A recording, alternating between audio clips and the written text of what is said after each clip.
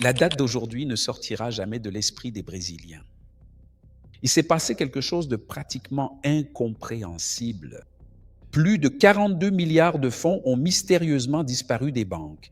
Nous parlons spécifiquement de la monnaie locale, le réal brésilien, soit 42 milliards de réais, ce qui équivaut à près de 9 milliards de dollars américains. Comment cela a-t-il pu arriver? Le conflit persistant entre Donald Trump et les pays des BRICS affecte le Brésil de manière particulièrement violente et déstabilisante. Cela s'est produit en seulement quelques minutes. Cependant, tout a commencé lorsque Lula a pris la présidence des BRICS. Il y a eu une réunion, je crois que c'était il y a quelques semaines, il y a eu une réunion des BRICS à Rio de Janeiro et Lula a dit des choses que le gouvernement des États-Unis d'Amérique n'a pas du tout appréciées. Ils se sont concentrés sur le Brésil et jusqu'à aujourd'hui, nous voyons une série d'événements se produire au Brésil.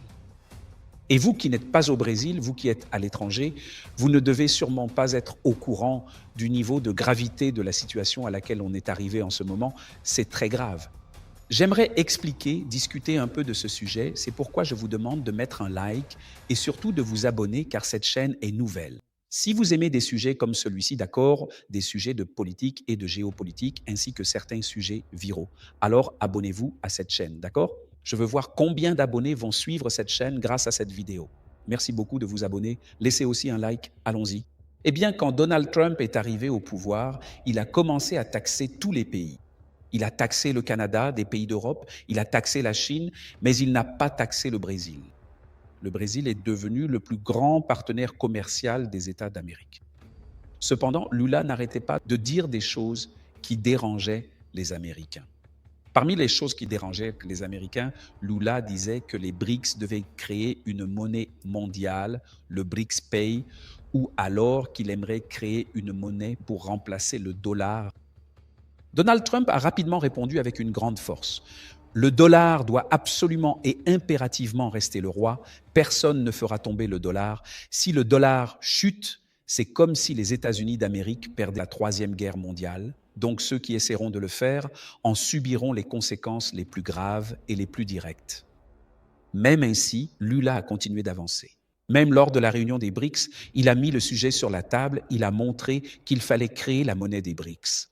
À ce moment-là, la monnaie des BRICS avait déjà été créée, d'accord? Elle est déjà entrée en circulation. Ils vont pratiquement commencer à acheter et à échanger sans utiliser le dollar. Cela a dérangé les États-Unis. Ils ont commencé à menacer le Brésil et ont imposé des taxes. Les taux de 50%, ce qui en a fait des taux supérieurs à ceux de n'importe quel pays qu'ils taxaient.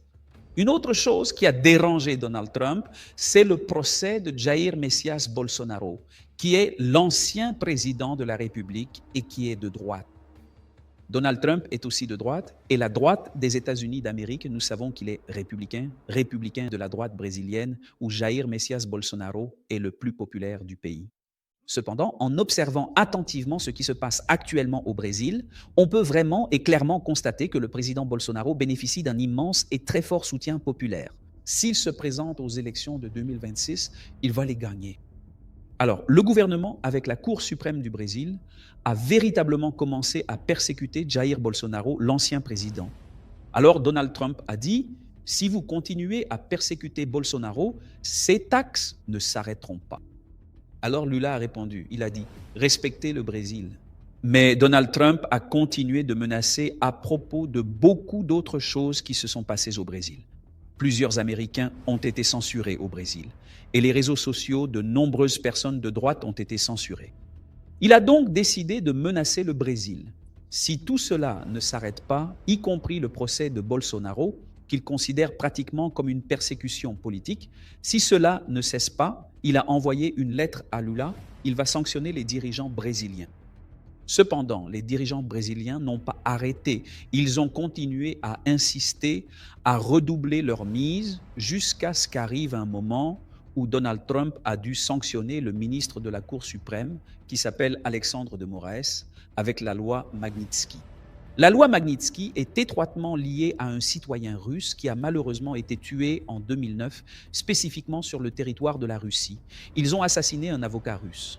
Cependant, en 2012, les États-Unis ont voté cette importante loi dans le but de punir efficacement tous ceux qui étaient directement impliqués dans cette affaire. D'accord ? Cependant, ils ont commencé à sanctionner jusqu'en 2016, ils ont puni ces personnes. Et cette loi, lorsqu'elle est appliquée, vous n'avez pas le droit d'avoir un compte bancaire dans aucune banque.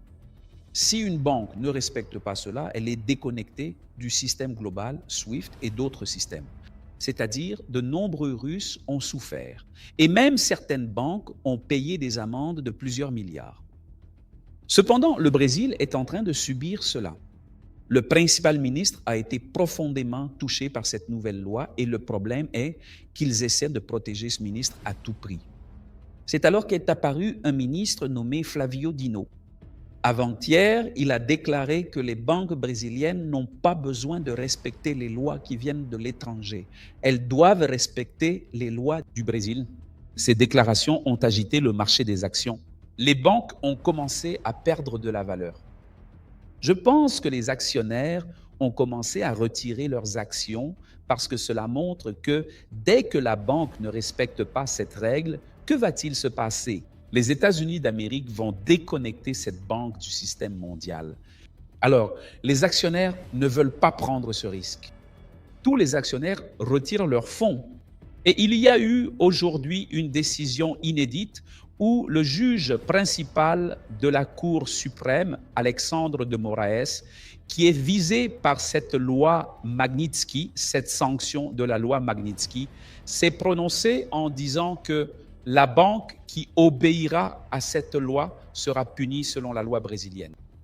Sauf que les banques ne peuvent pas ne pas obéir, car elles utilisent le système américain, elles utilisent le système mondial. Toutes les banques dans l'histoire qui ont essayé de désobéir à cette loi Magnitsky ont souffert. Même certaines banques européennes ont été touchées. Les banques russes ont été touchées. Elles ont payé des amendes de plusieurs trillions. Nous parlons de milliards. Donc, la banque qui essaiera de désobéir sera déconnectée du système global SWIFT et de nombreux autres systèmes. Elle perdra le système de carte, elle perdra le système de crédit, elle sera isolée. Et une banque isolée ne résiste pas. La banque ferme. Donc, le ministre Alexandre de Moraes, une figure importante, oblige les banques à ne pas obéir à la loi Magnitsky, une législation cruciale. Et en ce moment, le Brésil se trouve dans une position où il ne sait pas quoi faire. Les actionnaires commencent à retirer leur argent. Certaines entreprises quittent le Brésil et Lula essaie d'aller en Chine pour ramener au Brésil quelques entreprises chinoises afin de tenter de combler le vide, mais c'est compliqué à ce stade. L'une des raisons importantes également est que les États-Unis ne veulent pas que les pays qui entretiennent des relations avec eux continuent d'acheter du pétrole russe. Ils disent que l'Inde, le Brésil, la Turquie, ces pays aident la Russie à poursuivre la guerre en cours. Pendant que la Russie vend son pétrole à ces pays à un prix très bas, cela l'aide à continuer à se battre dans cette guerre contre l'Ukraine. Donc, c'est l'un des problèmes auxquels le Brésil est confronté. Une autre situation, c'est que le Brésil coopère avec Nicolás Maduro, il coopère aussi avec l'Iran. Eh bien, Lula a dit qu'il n'allait pas s'arrêter. Alexandre de Moraes a également dit qu'il n'allait pas s'arrêter. Le gouvernement Lula ne va pas s'arrêter. Il est prêt à se détacher des États-Unis. Je veux lire votre commentaire. Qu'en pensez-vous? Qui a raison? Qui a tort? Merci beaucoup. Je serai de retour ici demain.